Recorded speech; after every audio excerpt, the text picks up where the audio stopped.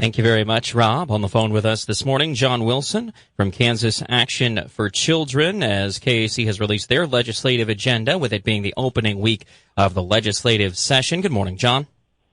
Good morning, Nick. Thanks for having me. You bet. So, Kansas Action for Children, your goal is to make Kansas better for kids, and there are lots of ways to do that, but obviously our first segment this morning happened to be with one of the local school districts here, but education is just a huge part of making sure that kids have the best chance to succeed. Yeah, that's absolutely right. And if I could get lawmakers in Topeka to understand one thing, it's that education begins at birth with children. Parents are the first and best teachers for kids, and that's why we've been pushing so hard for all parents, every family, to have access to high-quality, affordable child care and family support services for kids in the earliest years of their lives so that they can continue into really high-quality K-12 public education. Are you positive about the idea of a new cabinet position regarding early childhood and child care that Governor Kelly is trying to get started? Yes, I'm very supportive of this idea and look forward to what the task force that is put together to bring about this recommendation does. Right now, Nick, there are, I think, 4 state agencies that have touch points with early childhood programs in Kansas. You have the Department of Education, Department for Health and Environment, the Department for Children and Families, and the Kansas Children's Cabinet. And I think currently those agencies do a nice job collaborating given the various funding streams that they're working with and programs that they have oversight of. But I think we can have an even stronger early childhood system in Kansas if there was a single agency to bring that all together. It makes it easier for parents looking for support. It makes it easier for child care providers to find support for their businesses. And I even think it helps for the business community who right now may not know exactly where to go to work on child care issues to support employees so that they can have folks in the workforce. You know, there have been concerns, particularly here in Reno County, though it's true across the state of Kansas, which is why we can talk about it, not only about child care access, but about striking the proper balance between overregulation of child care to the point where it makes it not able to be a business that people can go into, but at the same time making sure that kids who are in child care facilities in Kansas are safe. How does KAC see their role from a policy perspective in helping to strike all of that balance and maybe inform this new department, whatever it ends up being? Yeah, that's a great question, Nick. And so I would say that absolutely we agree with a balanced approach, but I don't think the way to solve our child care crisis in Kansas is to deregulate the industry. Child care is a unique business model, and we're at the point where parents can't afford to pay more and providers can't afford to make less. And so that's why there needs to be more investment from state government to match the investments that are coming from the federal government for child care, as well as investment from the private sector, which I know Governor Kelly has been talking about. So I don't think the answer is to deregulate. I think the answer is to really begin thinking about child care in the same way we think about K-12 education, that it is a necessary and it is a public good for our state. And so I think what that translates to is lawmakers in Topeka putting in more state general fund dollars to draw down additional federal dollars, but also consider how they can invest state general fund dollars in building child care facilities, supporting the child care assistance program so that parents living on low wages can afford child care, because it's very expensive in Kansas. And as I said, child care providers are some of the folks that would benefit from a Medicaid expansion, which still hasn't happened in Kansas. They have no health insurance, and as I said, they don't have great pay. Many child care providers could leave the business today and make more money working at Walmart or Menards or Quick Trip and not have the same challenges that come with running a child care business. All right, so that's just one area of education. Full disclosure, and anybody who has listened to this radio station for more than 5 minutes, anytime I've talked to anyone related to public schools knows that I have a special education student in my home, so I'm not going to pretend to be unbiased on this one, John. But KAC's one of your emphases is to continue to work on the special education issue this session. Yeah, you're right, and I appreciate you sharing that story, Nick, about your family. And regardless of whether anybody has a special education student in their lives, we need to do more to support students who have additional needs. And that's why we've been advocating for increasing funding for special education. And as you likely know, and your listeners know, Kansas is very fortunate right now to have a strong budget surplus in addition to strong reserves. And this is the time that we need to use to invest those dollars into education.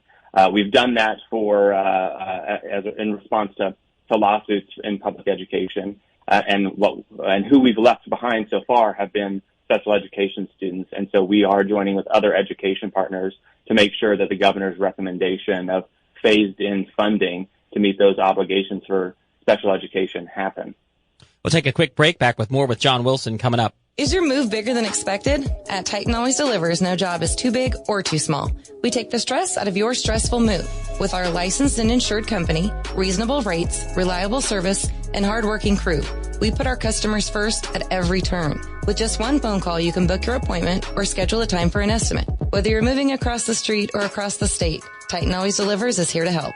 Come see us at the big corner of 4th and Whiteside or give us a call at 620-960-9896. Don't forget to like us on Facebook. When you move into independent living at Mennonite Friendship Communities, your address may change, but your lifestyle stays just the way you love it. Actually, it gets easier and more enjoyable since you have time to engage in the things you want to do and no longer have to worry about the headaches of home repairs. I'm Susan Knisley, and we're offering 20% off the price of independent living apartments and duplexes. Contact me today for a tour or visit us online at meadowfriend.com. Let our community be your community. If you were hoping to get a child you love enrolled in Cosmosphere camps this summer, don't wait. Camp sessions are already selling out. Cosmosphere camps offer team building, coding, an outdoor challenge course, drones, robotics, and of course, space exploration. All this and so much more for students entering 3rd through 12th grade. Scholarships are available. Register today at cosmocamps.org.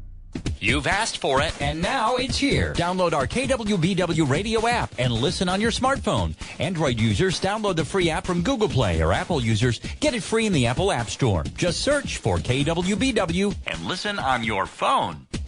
Back with John Wilson from Kansas Action for Children. And John, shifting to the health portion of KAC's legislative agenda for this session, explain briefly, if you can, the technical error regarding CHIP eligibility. So what we're talking about is CanCare kids whose families make too much to be on straight Medicaid. They're on. It's still called CanCare, but it's the CHIP portion of the program. Yeah. So Nick, really good way to pull out Medicaid knowledge early on a Friday morning. So the CHIP program, the Children's Health Insurance Program, is for children whose families meet certain income guidelines. And what's interesting in Kansas and disappointing, why we're working on it, is Kansas is the only state in the country that ties their CHIP eligibility to the federal poverty level of a specific year. In this case, it's 2008. So, as you know, inflation has been rising and costs have been going up. And so every year since 2008, eligibility has been going down. And so that's obviously not great for kids because they need health insurance just as much as anybody does, in fact, more. And so we've been working to just literally strike a couple of words from the statutes so that we address the eligibility issue.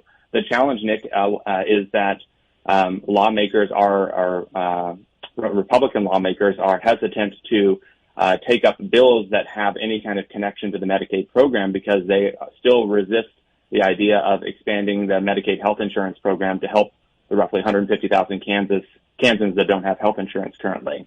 Okay, so now we're going to have to talk about how the sausage. I'm sorry to interrupt, John, but now we're going to have to talk about how the sausage is made for just a second because you made an important point there, and I don't want it to get lost. when a bill comes to the floor of the House, and you're a former House member, and I was sitting in the back row while you were 2 or 3 rows in front of me voting, so we were both in there, both in the room at the same time. But the point being that if a portion of the statute is, for want of a better way of putting it, opened up by writing a bill about that portion of the statute, then it can be amended on the floor to include anything related to that statute and still be within what they call germaneness, which means that it's actually able to be either added or subtracted from the bill. And what you said, and I believe you're correct, but I'd have to check with leadership on this, is that the scary part is that they would try to go in to change these 2 words on the CHIP statute and then be scared that their political opposition would not be able to overcome a germaneness challenge to trying to fully expand Medicaid as part of the floor debate with that bill. Now, that's a bunch of inside baseball to say that from KAC's perspective, that's an amendment that you would consider friendly anyway. You all are pro-Medicaid expansion. We are absolutely pro-Medicaid expansion, and it's long overdue. Kansas is one of just 11 states that still hasn't expanded their Medicaid health insurance programs to support families. And so, yes, you captured the conundrum nicely. And that's not to say there aren't paths forward. They are just a little more narrow path to get this CHIP issue resolved. So it is.